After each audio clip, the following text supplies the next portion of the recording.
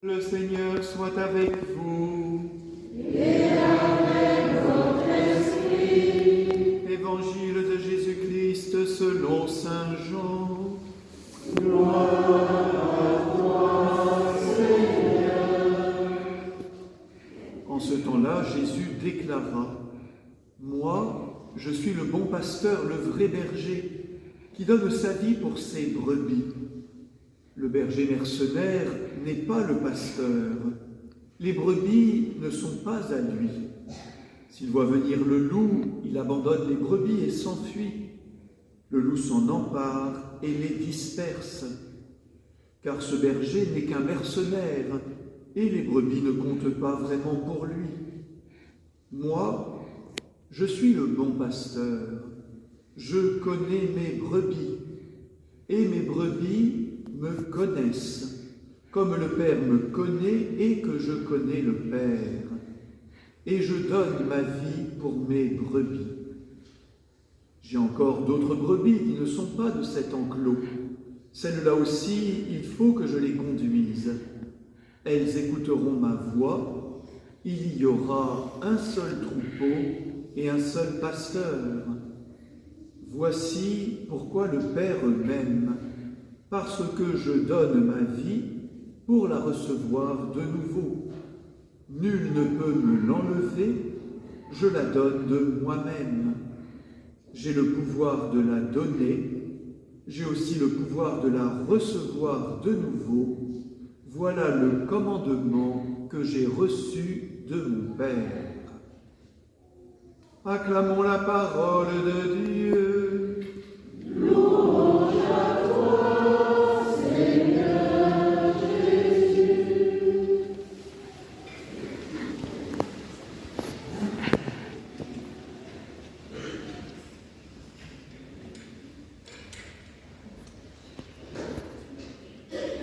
Et oui, mes amis, ça peut arriver, même à un prêtre. J'ai vu le Christ. Voilà, j'ai eu une vision de Jésus. Un peu inhabituelle, je dois dire. C'était pas dans un songe, c'était pas dans une prière, j'étais dans un bus, dans un pays étranger, voyageais un peu, et tout d'un coup, je vois Jésus. Avant de voir Jésus, j'ai vu des brebis, nombreuses. Je dis, tiens, un troupeau de brebis. Et tout d'un coup, adossé contre un poteau télégraphique, je vois Jésus.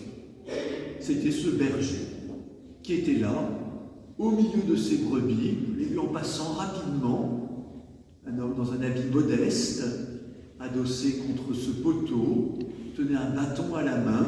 Et que faisait-il ? Rien.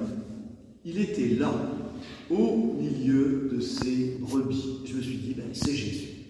Pas eu le temps de prendre la photo, désolé. Donc je ne peux pas prouver que ma vision est authentique, mais cet homme-là, ce berger réel, dans ce pays réel, au milieu de ses brebis réelles, tout d'un coup, comme un flash, je me suis dit, mais voilà, c'est lui, Jésus, le bon berger.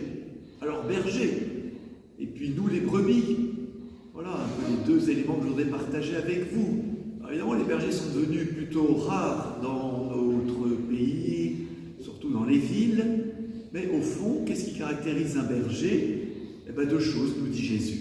Le premier, le vrai berger, il donne sa vie. Et la deuxième chose, c'est qu'il a une connaissance de chacune de ses brebis.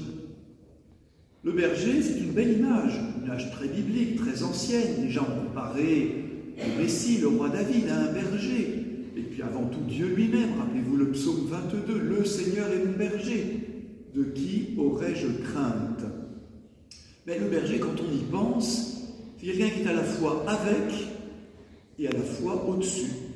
Il est à la fois au milieu de ses brebis, il partage leur vie, il n'est pas ailleurs. Toute la journée, il est là, il dort au milieu de ses brebis, il partage le beau temps, le mauvais temps. Et puis tout à la fois, il n'est pas une brebis, il est berger.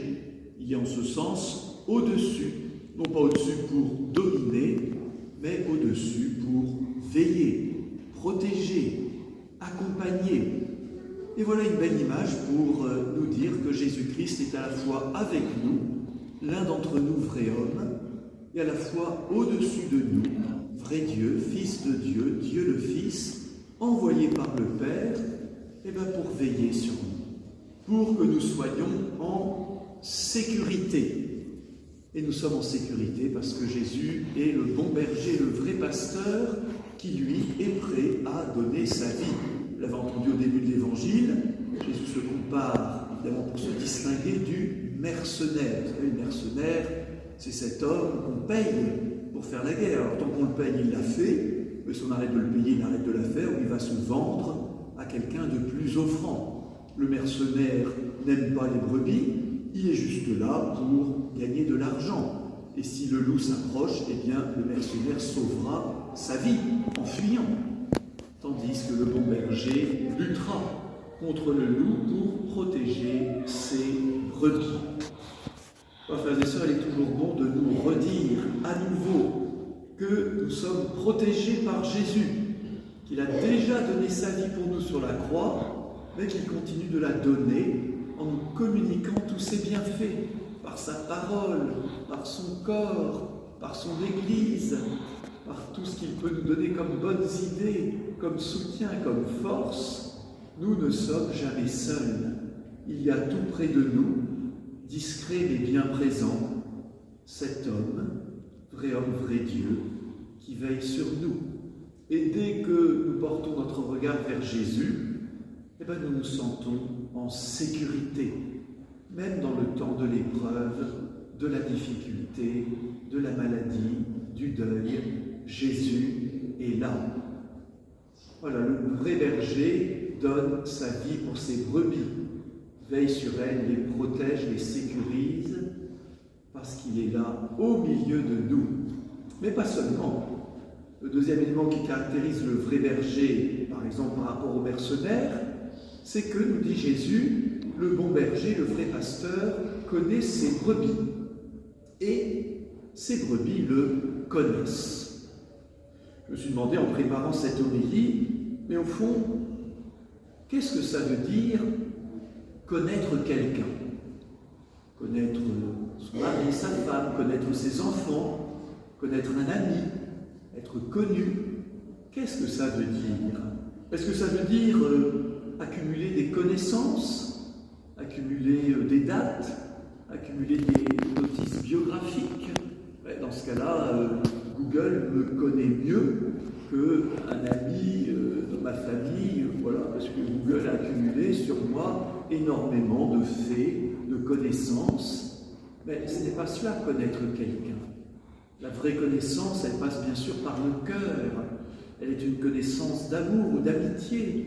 Elle est une connaissance de bienveillance. Elle est une connaissance aussi d'intuition, qui n'a pas besoin finalement de connaître tous les détails de ma vie pour me connaître intérieurement.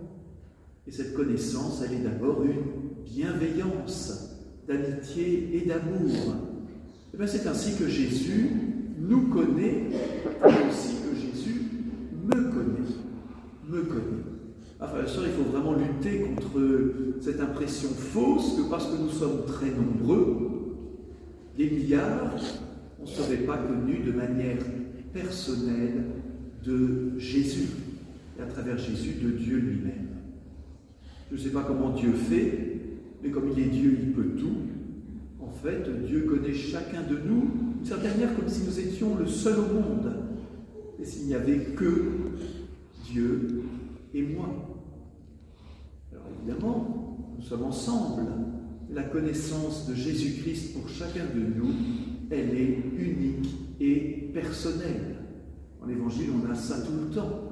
Jésus posa son regard sur lui, pas sur son voisin, et se prit à l'aimer par cette connaissance intime, amicale et amoureuse en un sens. Voilà, alors nous sommes connus de Jésus. Mais Jésus dit aussi que ses brebis le connaissent. Nous connaissons Jésus. Ah, ben voilà une bonne nouvelle. Dieu n'a pas voulu rester inconnu. Dieu a envoyé son propre Fils pour entrer dans une connaissance plus personnelle. Et nous connaissons Jésus parce qu'il ne nous a rien caché. Nous connaissons Jésus par ses paroles, par sa présence. Mais au fond, plus profondément encore, voyez, par cette intimité que Jésus nous offre et que nous recueillons bien dans la prière, dans l'écoute de sa parole, dans la communion à son corps et à son sang, ou par sa bénédiction, nous entrons dans cette connaissance de Jésus. Voilà, frères et sœurs, le vrai berger donne sa vie, et nous sommes donc protégés par lui. Le vrai berger connaît ses brebis et se donne à connaître. Jésus n'a pas voulu rester inconnu. Alors, puisque nous sommes en sécurité, puisque le troupeau continue d'être sous la garde du Christ, on pourrait se dire, mais au fond, pourquoi avons-nous besoin, pourquoi Jésus a-t-il voulu aussi être aidé dans sa tâche de pasteur? Et bien en particulier par ceux qu'il a choisis et institués comme apôtres, et qui sont aujourd'hui les évêques, les prêtres et d'autres encore. Et bien tout simplement pour que nous puissions vraiment ressentir Jésus-Christ, berger et pasteur. Jésus n'a pas voulu exercer seul cette mission, il a voulu se faire aider par grâce, par choix libre de ceux et celles qui sont appelés dans l'Église, bien sûr d'abord à exercer le ministère d'évêque, de prêtre, mais aussi, rappelez-vous, par tous ceux et toutes celles qui reçoivent ce qu'on appelle une mission pastorale, c'est-à-dire une charge particulière. Sur notre paroisse, il y a les prêtres, notre diacre Olivier, mais vous savez qu'il y a aussi Marie-Michel Coipel qui a reçu charge pastorale pour la catéchèse et l'aumônerie, et qui, d'une certaine manière, participe vraiment à cette mission de Jésus, bon berger et vrai pasteur. Alors, ce n'est pas pour dominer sur les autres, c'est évidemment pour être par délégation, pourrions-nous dire, témoin, acteur, eh bien, de cette veille, de tout ce que Jésus, bon berger, veut apporter à son peuple. Alors, vous vous souvenez, quand l'évêque vient, il a ce bâton, cette crosse qui est exactement celle du berger, du pasteur, que Jésus lui a confié. Et l'évêque, à partir de là, eh bien, ordonne des prêtres, des diacres, appelle des fidèles laïcs à des missions pastorales pour partager cette mission que Jésus lui-même a confiée à l'évêque pour le bien de nous tous, de tout son peuple. Alors en ce dimanche du bon pasteur, j'en termine par là, l'Église est invitée à prier pour les vocations, toutes les vocations bien sûr, car chacun de nous par le baptême a reçu une vocation à aimer Dieu et son prochain, mais prier en particulier pour toutes les vocations pastorales. Et en premier lieu, c'est vrai, car c'est un peu la clé de voûte pour les évêques, les prêtres et tous les autres ministères, tous les autres services. Alors, frères et sœurs, les vocations de prêtres ne tombent pas du ciel, elles naissent de nos communautés paroissiales. Donc, je voudrais bien qu'on prie pour les vocations, oui, mais pas pour qu'elles soient seulement chez les autres, mais prier pour qu'elles naissent concrètement de notre communauté de Bagneux, parce que très certainement, chaque communauté, il y a des appels particuliers, et donc il est bien certain qu'il y a sur notre communauté de Bagneux des vocations en germe, de futurs prêtres, de futurs diacres, de futurs religieux, religieuses, de futurs fidèles laïcs qui acceptera telle ou telle mission pastorale particulière, qui prendra tel ou tel engagement particulier. Et donc en priant pour les vocations, prions pour que nous soyons mutuellement attentifs à discerner, à deviner chez un tel ou une telle, chez tel frère ou sœur, un certain goût de Dieu, un certain désir, pour encourager ce jeune, peut-être ce moins jeune, eh bien à trouver, à ressentir et à être encouragé dans cet appel particulier que Dieu lui fait pour le service de tous. Béni sois-tu, Seigneur Jésus, notre bon berger, notre vrai pasteur, toi qui veilles sur nous, toi qui nous guides, toi qui continues de donner sa vie pour que nous soyons vivants, toi qui nous connais intimement, toi qui nous appelles à te connaître intimement. Et béni sois-tu, Seigneur Jésus, toi qui continues d'appeler dans ton Église des frères et des sœurs à cette mission d'être témoins du Christ bon pasteur Amen.